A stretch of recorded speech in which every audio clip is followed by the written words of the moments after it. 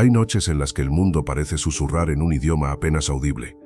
Una idea irrumpe, no como un pensamiento articulado, sino como un gesto del cuerpo, un frío en la nuca, una imagen rápida, la certeza de que algo ocurrirá. Esa sensación lleva nombres distintos: intuición, corazonada, sexto sentido. A veces guía una decisión trivial, otras salva vidas. Lo que siguen son relatos, datos y preguntas que intentan trazar el mapa de esa experiencia. Quiero prometerte algo sencillo y arriesgado. Al final de este recorrido tendrás frente a ti un caso concreto que te obligará a elegir, no entre creer o no, sino entre dos formas de entender lo sorprendente. Esta no será una conclusión impuesta, será una invitación a mirar las corazonadas con nuevos ojos. No afirmo que cada corazonada sea un portal a lo inexplicable. Tampoco reduciré la intuición a mera casualidad sin escuchar a quienes la vivieron. Según relatos, algunas intuiciones son fugaces y confusas, otras llegan como una voz clara dentro del cuerpo, un imperativo que no admite demora. ¿Qué pasa en ese instante? ¿Es un atajo del cerebro o algo que trasciende la explicación habitual? Quédate hasta el final. La escena que cerrará nuestro viaje cambia el tono de la pregunta. Para seguir necesitamos reglas. Observaremos testimonios documentados, artículos científicos y algunas teorías menos convencionales. Mantendremos la duda y cuando la evidencia lo permita mostraremos opciones. Empecemos por el origen. No tanto del fenómeno en sí, sino del modo en que las culturas lo nombraron y lo registraron. Allí se esconde una pista sobre cómo la mente humana organiza lo inesperado. Las huellas de la intuición se pierden en los pliejes de la historia. Antes de que la ciencia intentara categorizar la experiencia, las culturas intuitivas le daban sentido mediante ritos, mitos y reglas comunitarias. Un augurio podía cambiar el rumbo de una tribu, un sueño, detener una expedición. En esos relatos el límite entre aviso y destino era borroso.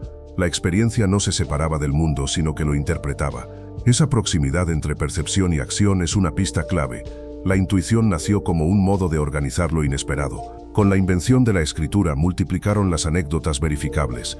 Manuscritos, diarios de navegación y crónicas recogen episodios donde una sensación cambió un destino. Un capitán que decidió virar minutos antes de una tormenta. Un médico que tras una corazonada cambió el tratamiento y salvó a un paciente. Estas historias parecen simples relatos heroicos, y en parte lo son. Pero su recurrencia en épocas y lugares distintos sugiere una experiencia humana compartida. El siglo XIX marcó un cambio. La modernidad exigió documentación. Naturalistas, médicos y policías comenzaron a registrar sucesos con mayor detalle y a contrastar testimonios. Nacieron protocolos rudimentarios para intentar separar memoria de evento y así medir qué había de fiable. Los resultados fueron mixtos. Por un lado, la acumulación de testimonios mostró patrones, sensaciones corporales, urgencias repentinas, cambios en la percepción del tiempo. Por otro, la fragilidad del recuerdo y el sesgo de la narración complicaron la interpretación.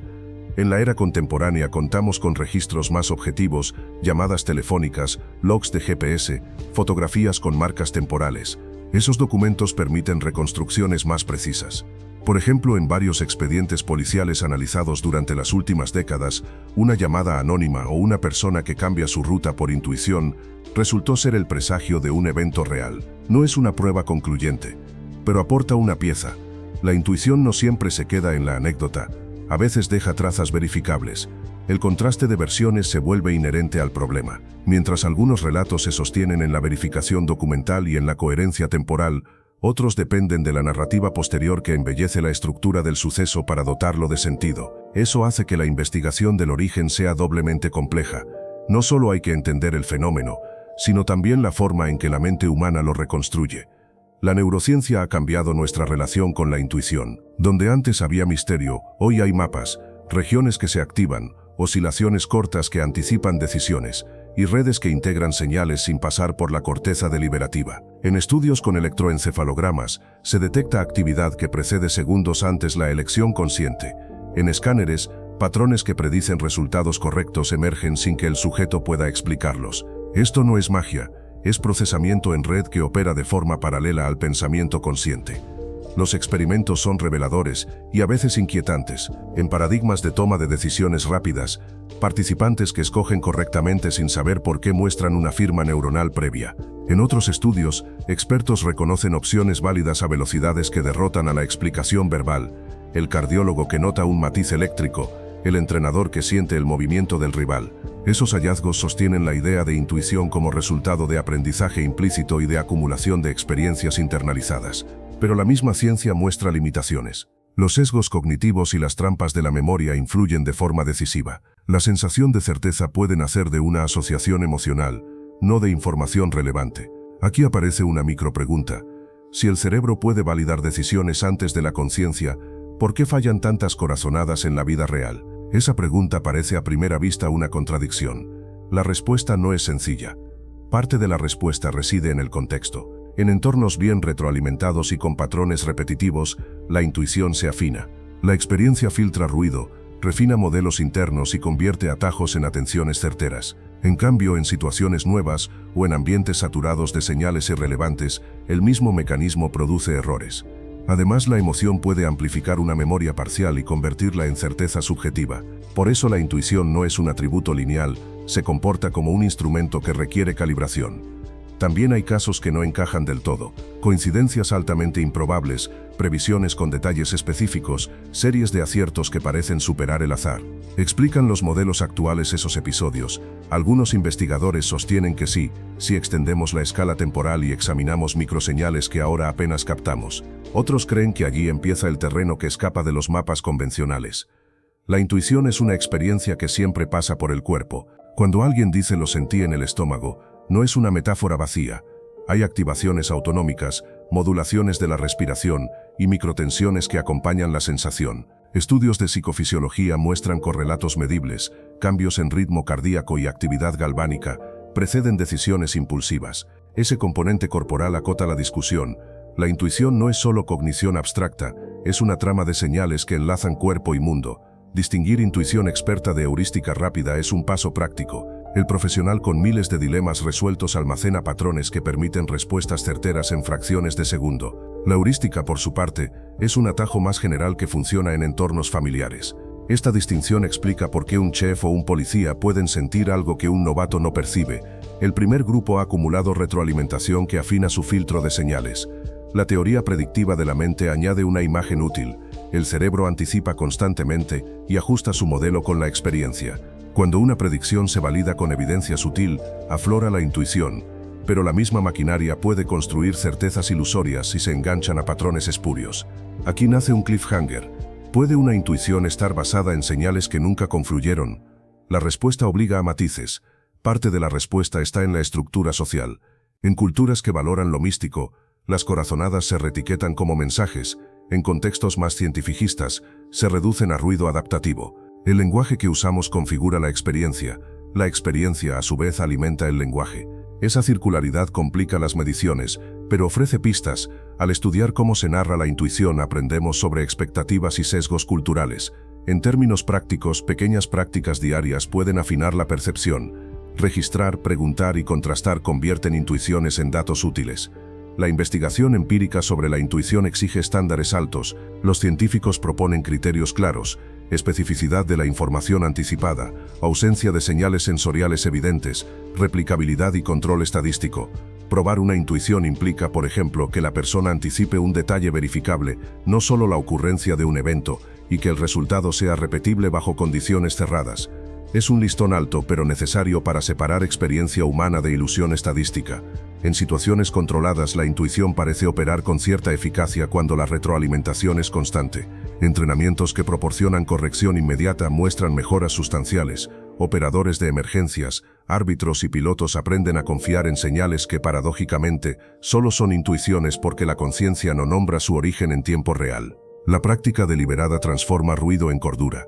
La estadística de grandes números introduce una advertencia. En poblaciones amplias, las coincidencias improbables ocurren inevitablemente.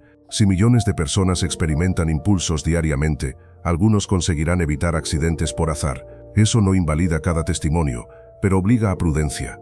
Para protegerse de la ilusión, los estudios buscan repetir hallazgos con protocolos ciegos y controles estrictos. Existen, sin embargo, experimentos que desafían la paciencia del escéptico. Algunos laboratorios han reportado efectos pequeños pero consistentes en paradigmas de percepción anticipatoria. Otros no han podido replicarlos. Esos resultados plantean un dilema metodológico. Cuando el efecto es débil, la replicación se vuelve vulnerable a ruido procedural. ¿Debemos descartar por fragilidad o abrir la puerta a investigaciones más sofisticadas? La respuesta prudente combina rigor y curiosidad. Exigir replicación sin cerrar la investigación. La ciencia avanza cuando los hallazgos débiles se someten a pruebas estrictas y a veces se refinan hasta volverse robustos. Piensa en la historia de hallazgos iniciales en física que parecieron marginales y luego se convirtieron en teoría central. Un ejercicio simple: anotar 3 corazonadas al día y revisarlas a la semana. Con el tiempo el patrón se vuelve evidente y la evaluación mejora. Es simple y efectivo de forma gradual. En el cruce entre ciencia y especulación surgen hipótesis audaces. Algunos teóricos proponen que sistemas complejos, ya sea redes neuronales o ecosistemas sociales, pueden sincronizarse y generar correlaciones que parecen información anticipada. Otros estudian resonancias entre patrones de actividad en cerebros distintos y su posible papel en la percepción compartida. Estas ideas suenan extrañas, y muchas no superan la revisión rigurosa, pero abren caminos teóricos que obligan a replantear supuestos. La parapsicología, a su vez, desarrolló protocolos para medir percepciones anómalas. A lo largo de décadas, ciertos laboratorios reportaron efectos pequeños y persistentes. Otros, sin embargo, no los replicaron. La dificultad técnica y la sensibilidad del diseño explican parte de la controversia. Ubicar controles adecuados, blinding efectivo y robustez estadística es extremadamente desafiante. No existe una respuesta simple. Existe la necesidad de mejores métodos. La cultura popular, por su parte, crea narrativas que amplifican casos extraordinarios. Cuando una historia emocional circula en redes, decenas de testimonios similares emergen y parecen confirmar un patrón. Sin embargo, muchos de esos relatos sufren de recuerdo selectivo y sesgo de publicación. Contamos lo notable y silenciamos lo ordinario. Esa dinámica complica cualquier intento de medir la frecuencia real de corazonadas válidas. Aún así, hay casos contemporáneos que resisten la clasificación rápida. Registros públicos, testigos múltiples y documentación cruzada han acercado algunos incidentes a un umbral que obliga a la investigación seria. Uno de esos casos, que relataré en detalle en el siguiente bloque, atrajo a periodistas, científicos y escépticos por igual, y reveló cómo la misma evidencia puede leerse de maneras radicalmente diferentes. Ese debate metodológico exige paciencia y rigor, no conclusiones apresuradas. La intuición se ha convertido en una herramienta cultural y a la vez en un dilema ético. En organizaciones, la corazonada del líder puede impulsar una decisión audaz que transforme una industria. En situaciones clínicas, la intuición del médico puede anticipar complicaciones y salvar vidas. En esos contextos, la intuición, calibrada por experiencia y retroalimentación, funciona como atajo experto. Pero existe un lado oscuro. La intuición también puede servir para legitimar prejuicios. En muchos juicios sociales, lo sentí se usa para cerrar debates sin pruebas. Cuando la intuición se transforma en coartada, se evita la responsabilización y se reproducen errores. Por eso, en ámbitos profesionales, es necesario construir mecanismos que permitan registrar, evaluar y corregir decisiones basadas en corazonadas. La tecnología añade nuevos matices. Algoritmos predictivos y modelos de machine learning asumen parte del trabajo de anticipación.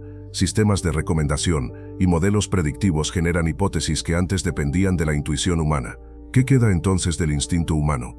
Quizá la tarea sea diferente. Colaborar con herramientas, aprovechar datos y mantener sensibilidad a señales humanas que las máquinas no capturan. Culturalmente, la intuición responde a una necesidad humana, la urgencia de actuar en un mundo incierto. Esa cualidad tiene valor existencial, porque afirma la capacidad de decidir sin certeza plena.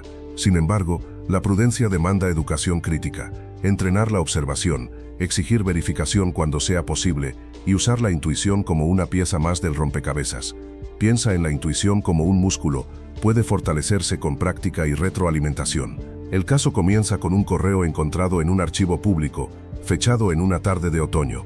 Una periodista recibió la pista de una mujer que, semanas antes, había cancelado un viaje y regresado a su ciudad natal por una sensación que no pudo explicar. La cronología fue verificable.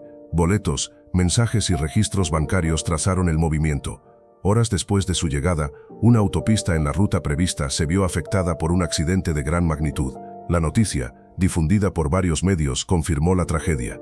La reconstrucción mostró matices inquietantes. La mujer no era una visionaria recurrente. No había antecedentes clínicos que sugirieran alteraciones perceptivas. Tampoco existió una amenaza objetiva conocida antes del viaje. Sin embargo, en entrevistas posteriores, otras personas relacionaron hechos menores que, en su conjunto, componían una red de señales sutiles, llamadas breves de amigos, olores inusuales percibidos por vecinos, alertas meteorológicas locales que habían pasado desapercibidas. Al juntar esas piezas, lo que parecía una intuición aislada empezó a lucir como una trama de pequeñas pistas. Los escépticos replicaron con análisis estadísticos. En una urbe con millones de desplazamientos diarios, alguien necesitaba cambiar sus planes por azar para que un suceso así ocurriera. Además, señalaron la fragilidad de testimonios posteriores, donde el recuerdo y la narrativa corrigen la memoria. Los defensores de la hipótesis intuitiva respondieron con medidas más estrictas, verificaciones cruzadas, búsqueda de patrones similares en la región y análisis de series temporales. Algunos de esos estudios encontraron correlaciones menores, otros no hallaron evidencia concluyente. Cuando varias líneas de investigación convergen, testigos independientes, evidencia documental y señales ambientales verificables, el caso deja de ser una anécdota y se convierte en un fenómeno que exige explicación. No pretendo cerrar la cuestión con una etiqueta. Propongo usar criterios, especificidad, verificación y repetibilidad. Si construimos un archivo de casos con esos rasgos, podremos avanzar más allá de la mera admiración. Estamos dispuestos a mantener esa humildad científica y al mismo tiempo sostener la curiosidad investigadora. La intuición, ese murmullo interior que aparece sin previo aviso, nos recuerda que no todo en la vida sigue una lógica evidente. Tal vez sea herencia de nuestros ancestros, quizá un eco de la mente anticipando patrones invisibles, o simplemente el azar disfrazado de certeza. Lo cierto es que ha guiado decisiones pequeñas y grandes, cambiando destinos de forma inesperada. No necesitamos resolver el enigma por completo para sentir su peso en la experiencia humana. Lo importante es aprender a distinguir cuándo esa voz interior nos alerta con claridad y cuándo se confunde con el ruido del miedo. En ese equilibrio se juega gran parte de nuestra relación con lo desconocido. Y ahora la pregunta queda abierta para ti. ¿Crees que la intuición es realmente un sexto sentido o solo coincidencias que elegimos interpretar? Comparte tu teoría en los comentarios, guarda este video para volver a escucharlo y suscríbete si quieres seguir explorando juntos los misterios que nos rodean.